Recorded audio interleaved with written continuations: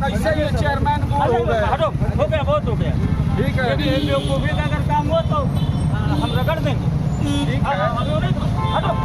ये लोकतंत्र का मतलब है थोड़ा होता है, जो चाहो जहाँ जाते थे सब सही बयान ले लिया।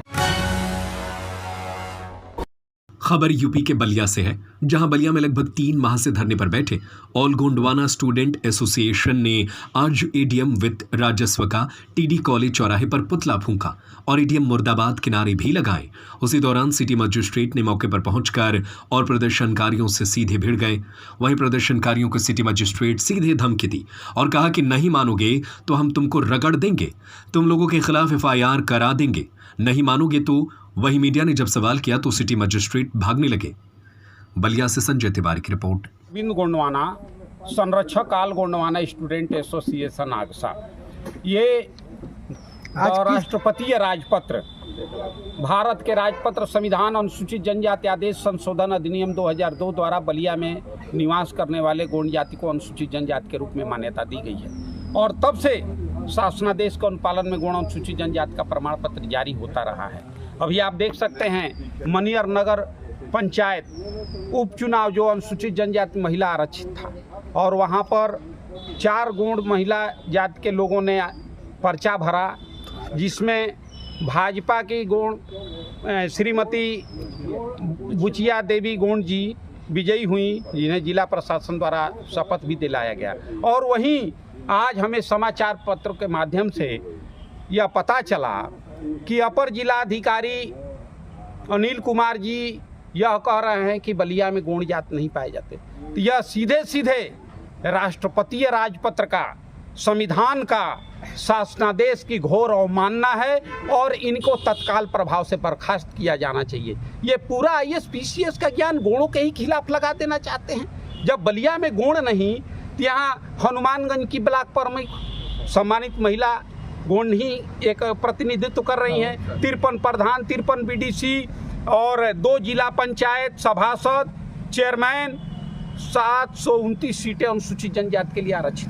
भारत सरकार की जनगणना 2011 के अनुसार बलिया जिले में जनजातियों की संख्या 1,11,000 समथिंग है और आज़ादी के पूर्व भी भू राजस्व अभिलेखों में स्पष्ट रूप से गोंड लिखा है।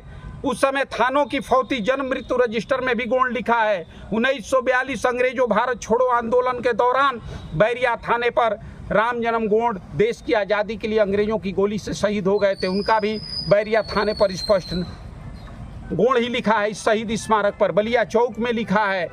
और ये सारे रिकॉर्ड हम तो जिला प्रशासन को ये चैलेंज देकर कहना चाहते हैं कि किस आज़ादी के पहले के किसी भी अभिलेख में आप दिखा दीजिए कि बलिया में गोंड नहीं है। हर जगह है। अंग्रेजी ज़माने में हम गोंड थे तो आज़ाद भारत में हमारी जात नहीं बदल सकती। और ये अपर जिलाधिकारी के बयान के खिलाफ हम लोगों ने उनका पुतला दहन टीडी कॉलेज चौराहे पर किया है और अपना विरोध दर्ज कराया है। और हम प्रदेश सरकार से मांग करते हैं कि असंवैधानिक भारत के राजपत्र के खिलाफ, राष्ट्रपतीय राजपत्र के खिलाफ बयान देने वाले अपर जिलाधिकारी को तत्काल प्रभाव से निलंबित किया जाना चाहिए। इनके ऊपर SC/ST उत्पीड़न एक्ट का मुकदमा कायम किया जाना चाहिए।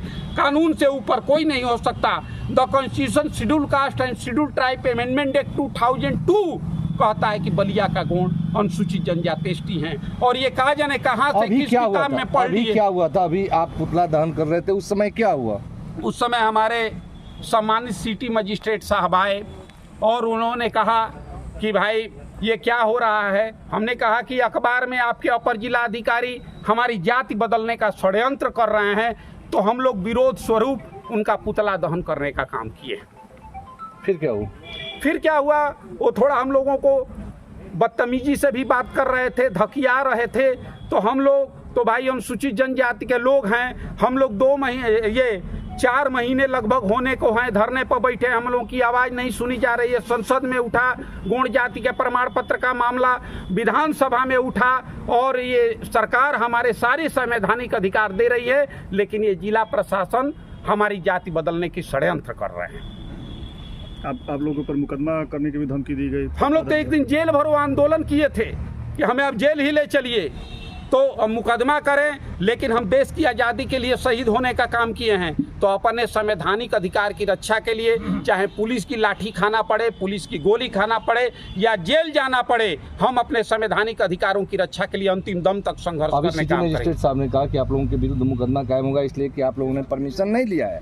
अब तो हम कह रहे हैं कि आप किसके परमिशन से कह रहे हैं कि बलिया में गौंड जाति नहीं पाई जाती? मुकदमा तो अपर जिलाधिकारी महोदय के ऊपर कायम होना चाहिए। यहाँ SC/ST एक्ट कोर्ट ने पूछा जिला प्रशासन से कि ये गौंड जाति किस श्रेणी में पाई जाती है, तो इन्होंने लिखित रूप से अपर जिलाधिकारी ने दिया है कि गौंड जात अनुसूचित जनजाति में पाई जाती है। और यहाँ कह रहे हैं कि बलिया में गौंड जात पाए नहीं जाते हैं, तो मुकदमा तो अपर जिलाधिकारी महोदय पर दर्ज किया जाना चाहिए। ये भारत के राजपत्र के खिलाफ बोल रहे हैं, घोर अवमानना कर रहे हैं the constitution schedule caste and schedule tribe amendment act 2002 का।